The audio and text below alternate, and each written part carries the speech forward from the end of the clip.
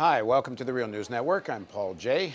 Day 2 of our live coverage from Manchester, New Hampshire of the primaries. Democratic and Republican parties are beginning the process of choosing their candidate for the next presidential election. Chris Hedges is host of Days of Revolt on Tell Us Sir. We also run it on the Real News Network.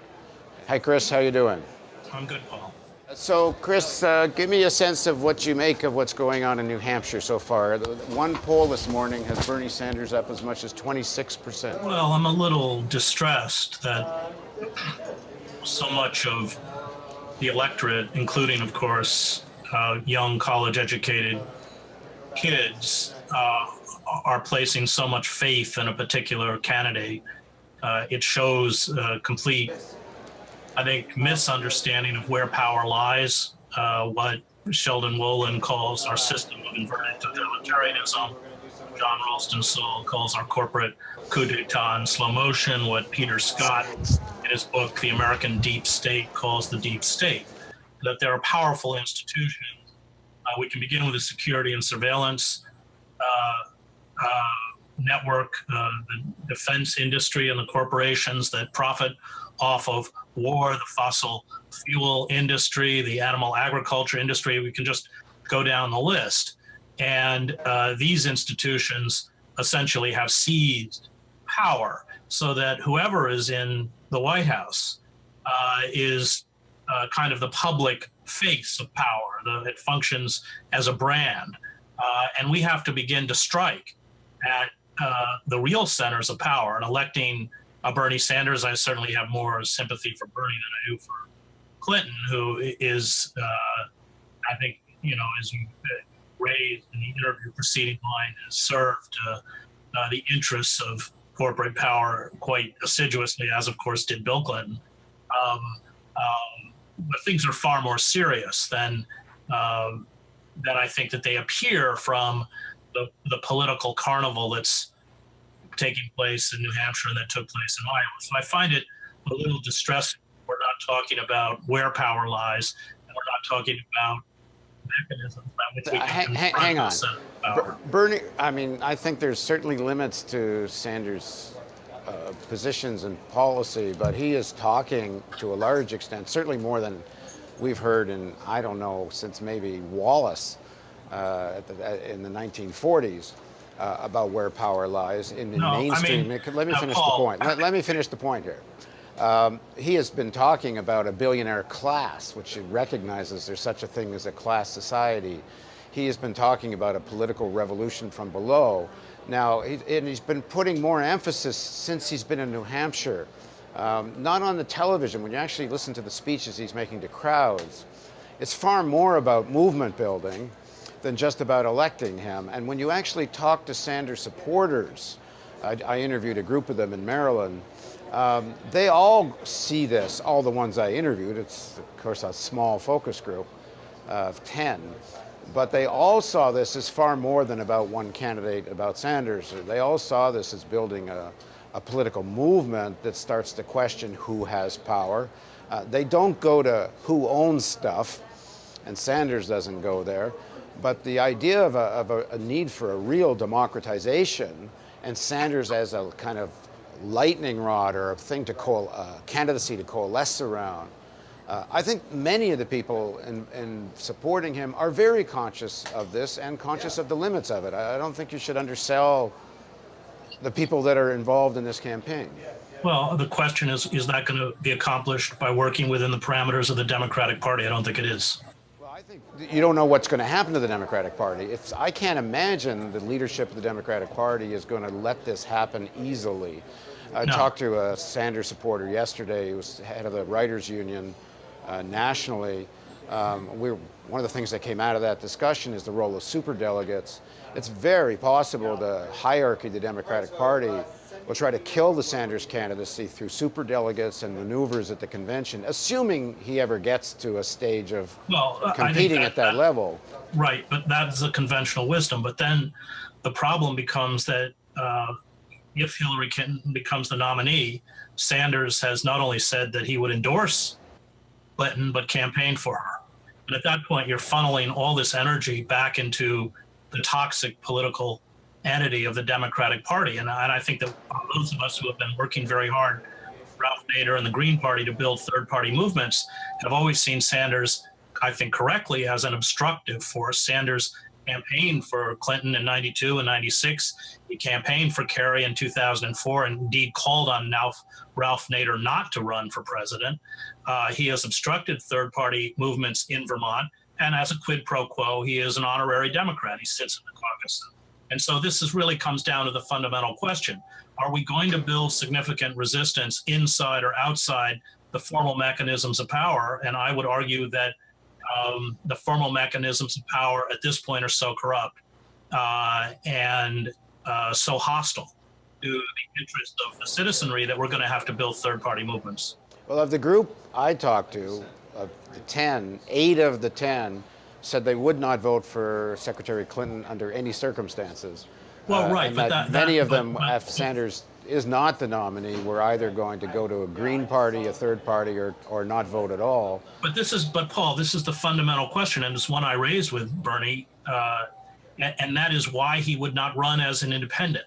Why? Let's say, I would love to see Sanders beat Clinton. Let's say that Clinton becomes the nominee, and then Bernie folds up this whole movement and essentially attempts to direct whatever energy he can back into the Democratic Party. I find that absolutely counterproductive.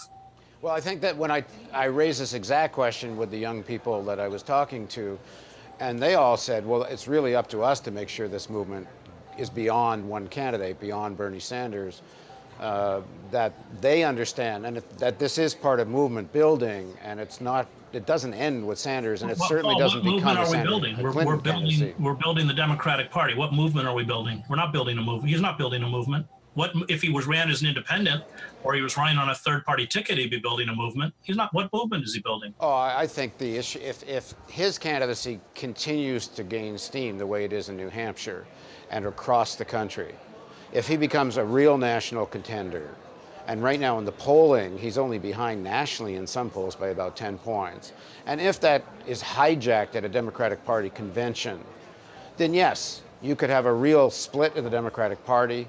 I don't think the majority of those people are simply going to fall into line behind a Clinton candidacy. Hang on, and this is way more than any there's not a third-party force in this country, Chris, that's talking to millions of people. Right. Well, that's by design, Paul.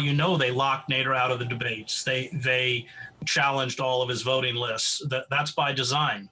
Of course it is. Not accidental. Of course it is, which means why various strategies need to be pursued. Well, one of them where you can involve millions of young people in these kinds, like even just using the word socialist. We know it isn't socialism in any real sense of the word.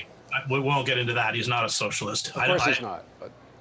But the fact is that a lot of the young people are now, breaking free of the sort of demonology of socialism from the Cold War.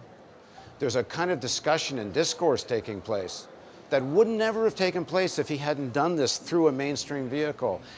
He may fall into line, but there's no reason why the movement, the people in it, need to fall into line. Paul, if Hillary Clinton becomes the nominee, and if Bernie Sanders, as he says he will, campaigns for Hillary Clinton, he's going to be essentially an obstructive force to building an alternative movement, isn't he? It's possible. Well, he's already said he would do it. Yeah, but I don't know how hard he's going to campaign or even endorse if this is stolen from him. If this is stolen from him at a convention.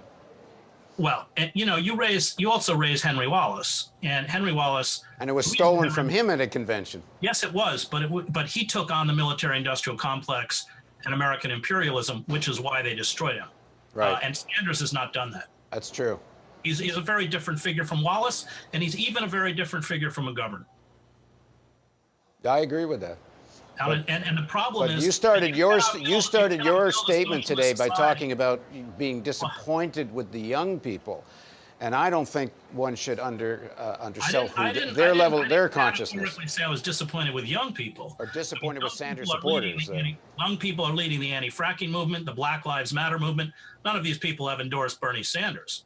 We're talking about white college-educated kids who essentially come out of the more elitist tier of the country, I think naively throwing their faith behind Bernie and the Democratic Party. I'm not talking about young people. There are serious young people out there, Black Lives Matter, we can top the list, who have a political maturity and understanding of systems of power, and they're not falling for this. Oh, but in New Hampshire, quite a few of the union locals in New Hampshire and a lot of young workers are working in the Sanders campaign.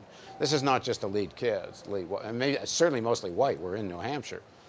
But, well, we're talking about Bernie's kids. kind of core constituency among the youth. They tend to be in college or college educated. I think that's statistically correct. They're not coming out of Detroit and Flint and these kinds of places. And indeed, Bernie, I think, has been kind of tone deaf towards the plight of poor African Americans in this country. Well, we'll see. I mean, he has to move into South Carolina. There's a lot of people campaigning for him. Cornel West is campaigning for him. Danny Glover's campaigning for him. There's a lot of people who do get these issues who are out campaigning. And I think they also see the limits of Sanders' politics and campaign, but they see the significance in the motion that's developing around him. And that at least at this stage, and I take your point, it could change. At this stage, this candidacy is quite, I think, disruptive to the well, and in a very good way. I just wish that he had, kind of bit the bullet and decided to run as an independent candidate. And he does not attack the Democratic Party, and the Democratic Party has been as complicit in the expansion of imperial wars, the evisceration of our civil liberties, the surrender to corporate power as the Republican Party. But he won't touch the Democrats, and I think that a lie of omission is still a lie, and I think it's a big lie. Yeah, one can't argue with that. I mean, the only argument is that it's sort of strategic, but I think there's things he says that go beyond strategic, defensive NATO. Some of the other, Paul, suggesting that Saudi Arabia should invade Syria. Foreign policy. I mean, he wants to empower the Saudis who are, Yeah, it makes no sense. I mean, this is nuts. Yeah, the foreign policy thinking is he doesn't understand it, and he's in the pocket of AIPAC on Israel.